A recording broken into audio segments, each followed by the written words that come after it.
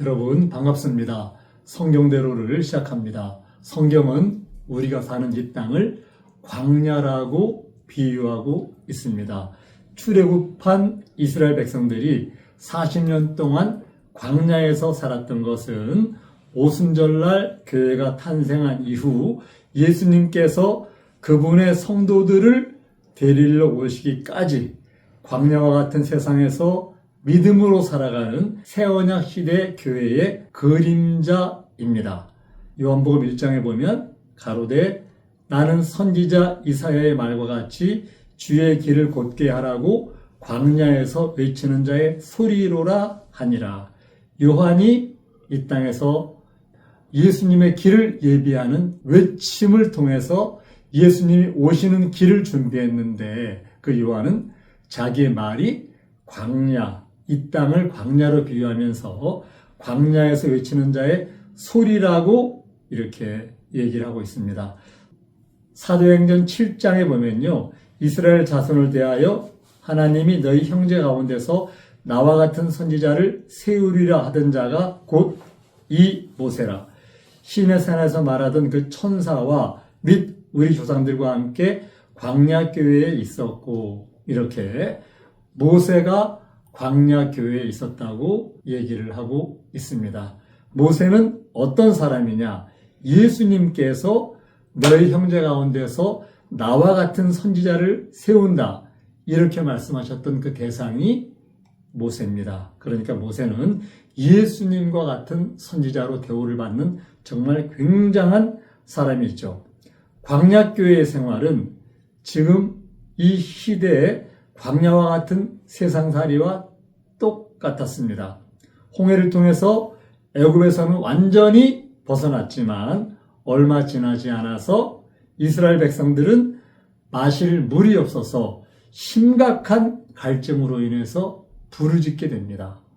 광야에서 물이 없을 때는 견딜 수가 없는 삶과 죽음의 경계에 이를 만큼 중요하고 또한 어려운 것이 물을 구하는 것인데 물이 없어서 이들이 부르짖습니다. 홍해에서 물침례를 받은 자들 모두가 성령의 생수를 받아야 되고 먹어야 되고 마셔야 했습니다. 그들에게 마실 물을 주시려고 하나님은 모세에게 반석을 치라고 명령하셨습니다. 출애굽기 17장에 내가 거기서 호렙산 반석 위에 너를 대하여 서리니 너는 반석을 치라. 그곳에서 물이 나리니 백성이 마시리라. 모세가 이스라엘 장로들의 목전에서 그대로 행하리라. 반석 위에 하나님이 서 계시는데 그 반석을 지팡이로 친다는 것은 하나님께서 율법의 요구대로 핏값을 내신다는 그런 뜻입니다. 오직 하나님만이 영원한 유일한 반석이기에 반석을 치는 것은 그 하나님을 치는 것이나 마찬가지입니다. 성경은 하나님을 반석에 비유합니다. 신명기 32장 4절에 그는 반석이니 이렇게 기록하고 있고요. 시편 18편 2절에 보면 야훼는 나의 반석이시요 나의 요새시요 나를 건지는 자시요 나의 하나님이시요 나의 피할 바위시요 나의 방패시요 나의 구원의 뿌리시요 나의 산성이시로다. 이렇게 다윗은 하나님을 반석으로 고백을 하고 있습니다. 하나님께서는 지팡이에 맞으시려면 율법의 요구를 이루어서 피를 내시려면 육체를 입으셔야 했습니다. 십자가의 사건은 하나님께서 사람의 육체를 입고 오셔서 율법의 지팡이에 맞으시는 그러한 사건입니다. 히브리서 9장 22절에 보면 율법을 쫓아 거의 모든 물건이 피로써 정결케 되나니 피 흘림이 없은즉 사함이 없느니라. 이렇게 기록하고 있습니다. 레위기에 보면 17장에 육체의 생명은 피에 있음이라. 내가 이 피를 너희에게 주어 단에 뿌려 너희의 생명을 위하여 속하게 하였나니 생명이 피에 있으므로 피가 죄를 속하느니라. 사람의 생명의 가치를 피를 가지고 성경은 이야기하고 있습니다. 그래서 우리 모든 인류의 죄를 대속하기 위해서 율법에서는 피를 요구합니다. 율법을 쫓아 피로써 피 흘림이 없은즉 사함이 없다. 그리고 모든 육체의 생명이 피에 있기 때문에 생명이 피에 있으므로 피가 죄를 속한다. 이렇게 성경은 기록하고 있습니다. 옛 언약에서는 생명의 대가인 피를 짐승의 피로 대신했습니다. 그 짐승의 피는 온전한 죄사함을 이루지 못하고 1년에 한 번씩 대속죄일에 대제사장이 피를 가지고 지성소에 들어가서 시운자에 뿌리면서 1년씩 죄를 덮어갔던 것을 알 수가 있습니다. 바로 예수님께서 이 땅에 율법의 요구를 이루신 이 사건은 바로 반석이신 하나님, 그분이 사람의 몸을 입고 이 땅에 오셔서 율법의 요구를 이루신 그러한 사건입니다. 반석을 친 그 사건, 이 사건은 율법의 요구대로 예수님이 십자가에서 죽으심을 보여주는 십자가의 그림자와 같은 그런 사건입니다. 사도행전 20장 28절에 보면요. 너희는 자기를 위하여 또는 온 양떼를 위하여 삼가라. 성령이 저들 가운데 너희로 감독자를 삼고 하나님이 자기 피로 사신 교회를 치게 하셨느니라. 하나님이 자기 피로 교회를 사셨다고 이렇게 사도행전 기자는 기록하고 있는데요. 하나님은 영이시라서 피가 없으신 분이죠. 바로 그분이 율법의 요구대로 반석이신 그 하나님이 육체를 입으시고 십자가를 지심을 이곳에서는 하나님이 자기 피로 교회를 사셨다 이렇게 기록하고 있는 거죠. 반석인 하나님께서 율법대로 지팡이에 맞으시고 그들에게 또한 성령의 생수를 주셨습니다. 고린도전서 10장 4절에 보면 다 같은 신령한 음료를 마셨으니 이는 저희를 따르는 신령한 반석으로부터 마셨음에 그 반석은 곧 그리스도시라. 우리가 죄 사함을 받고 나서 그 다음에 반드시 필요한 것은 성령을 통해서 내가 위로부터 나는 것이잖아요.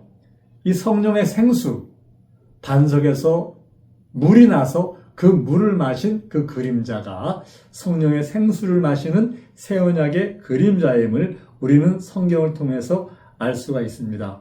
그 반석이신 주 하나님의 복음에 순종치 않는 자들에 대한 기록이 성경에 많이 나와 있는데요. 이것은 하나님과 야훼와 그리스도를 거절하는 자로서 형벌을 받는다고 경고하고 있습니다. 만약에 출애굽한 이스라엘 민족들이 반석의 생수를 마시지 않고 그 생수를 거절했다면 그들은 육체로 다 죽었을 거예요. 지금 우리가 이 땅을 살아가면서 우리는 마시는 물의 생수가 필요한 시대는 아니지 않습니까? 영적인 생수, 그 생수를 거절한다면 우리는 그 생수를 먹지 않는 대가는 형벌이 따를 수밖에 없는 것을 성경은 경고하고 있습니다. 이사야서 8장에 보면요. 그가 거룩한 피할 곳이 되시리라. 그러나 이스라엘의 두 집에는 거치는 돌, 걸리는 반석이 되실 것이며 예루살렘 거민에게는 함정, 올무가 되시리니 이렇게 기록하고 있는데요. 그분이 거룩한 피할 곳인데 이스라엘의 두 집, 북이스라엘과 남유다, 그들에게는 거치는 돌, 걸리는 반석이 된다는 거예요. 왜? 그들은 하나님의 말씀을 순종하지 않고 우상을 섬기는 자리에 넘어갔으니까. 성경에서는요, 우리를 심판하는 두 가지가 있습니다. 하나는 하나님을 모르는 자들, 하나는 복음을 순종치 않는 자들. 데살로니가후서 1장에 보면 주 예수께서 저의 능력의 천사들과 함께 하늘로부터 불꽃 중에 나타나실 때에 하나님을 모르는 자들과 우리 주 예수의 복음을 복종치 않는 자들에게 형벌을 주신다. 이렇게 기록하고 있는데요.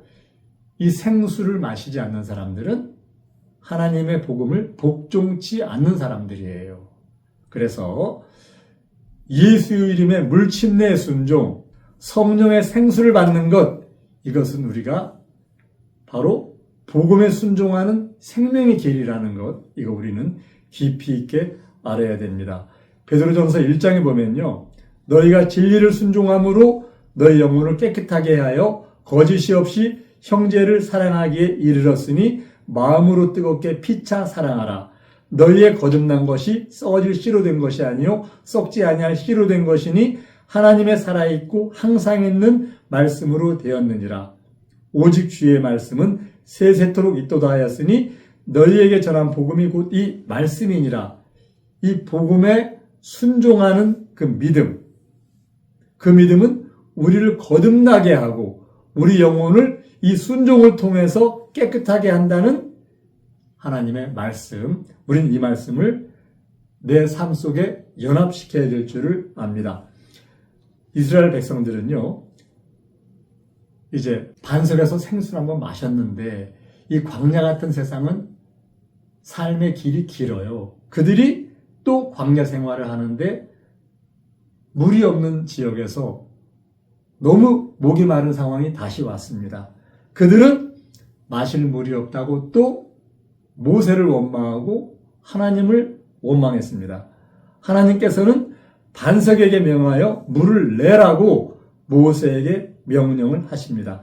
민수기 20장에 야훼께서 모세에게 일러 가라사대 지팡이를 가지고 네 형 아론과 함께 회중을 모으고 그들의 목전에서 너희는 반석에게 명하여 물을 내라. 네가 그 반석으로 물을 내게 하여 회중과 그들의 짐승에게 마시울지니라. 이렇게 두 번째는 우리 하나님께서 반석을 치는 게 아니라 반석에게 명령을 해서 명해서 물을 내라고 말씀하시거든요. 그런데 이스라엘 백성들의 끊임없는 원망과 하나님에 대한 불평, 이제 너무 분노한 모세는 반석에게 물을 내라고 명하지 않고 지팡이로 반석을 2번을 칩니다. 물은 나왔습니다. 민수기 20장 11절 그 손을 들어 그 지팡이로 반석을 2번 침에 물이 많이 솟아나므로 회중과 그들의 짐승이 마시니라. 물은 나왔는데요. 모세는 이 사건으로 인해서 가나안 땅을 들어가지 못하는 형벌을 받습니다. 모세 행동은 예수님께서 단번에 십자가에서 돌아가심으로써 영원하고 완전한 구속을 이루시는 그 사건, 이 사건에 예수님은 이거를 깨트려서, 이 모형을 깨트려서 예수님을 십자가에 2번 못 박는 그런 실수를 하고 말았어요. 그로 인해 모세는 백성들과 함께 약속의 땅에 들어가지 못하고 느보산에서 그 약속의 땅을 바라보기만으로 만족해야 하는 그런 형벌을 받았습니다. 모세는 반석을 2번 친 것 때문에 이 한 번의 큰 실수, 범죄로 약속의 땅을 들어가지 못했어요. 모세라 하더라도 하나님의 말씀을 거역했을 때 이러한 공의의 형벌을 피할 수가 없었습니다. 하나님의 말씀을 그대로 따르지 않은 대가, 하나님의 말씀을 더하고 뺀 가감한 대가, 잔인할 정도로 큽니다. 이게 하나님의 공의입니다. 최고의 지도자 모세, 이 모세도 100% 순종하지 않았을 때 하나님의 징계가 따랐다는 것, 우리 모두 이 말씀을 들으면서 두렵고 떨림으로 우리 자신을 돌아보는 그런 믿음의 삶을 살아야만 되겠습니다. 광야교회는 신약교회에 대한 경계와 거울이 되었습니다. 모형을 깨트린 모세가 약속의 땅에 들어가지 못했는데 그 모형의 실체이신 예수님의 진리를 깨트린다면 하나님 나라에는 결단코 들어갈 수가 없을 것입니다. 여러분 모두 이 광야교회의 모형을 따른 그 실체, 예수님의 진리 안에서 넉넉하게 하나님 나라까지 들어가시기를 예수님의 이름으로 부탁을 드립니다. 성경대로